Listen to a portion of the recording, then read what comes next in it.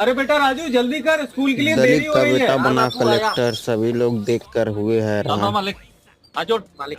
क्यों रे दलित, आज काम पर क्यों नहीं आया? मालिक बच्चे की परीक्षा दिलवाने शहर ले जा रहा हूँ। क्या करेगा इसको पढ़ाकर?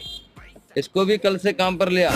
तुम्हारे बच्चे तो विदेशों में पढ़ते हैं और ये गरीबों के बच्चे, दलितों के बच्चे अनपढ़ रह जाएं ताकि तुम्हारा धंधा चलता रहे। बेटा इनकी बातों में बताना, ये दलितों को अनपढ़ बनाए रखने की साजिश है। तुम मन लगा के पढ़ाई कर। 10 साल बाद समय बदला। बापू, ये नया अधिकारी आया है ना, ये चाहे ना तो अपन को करोड़ों के ठेके दिलवा सकता है। आपको बस के आ गया ना, हाथ जुड़े खड़े रहना, बाकी बात मैं कर लूंगा। कलेक्टर साहब, इस बार का ना वीडियो का ठेका हमें मिलना चाहिए। अरे काका तुम? अरे लला, पहचान नहीं पाया। मैं वही दलित का बेटा हूँ जिसके पिताजी आपके ईंटों के भट्टे में काम करते थे। अबे तूने तो पूरी नाक कटा दी, कहाँ ले आया तू मुझे? शिक्षा वह शेरनी का दूध है जो पिएगा वह एक दिन दहाड़ेगा जरूर।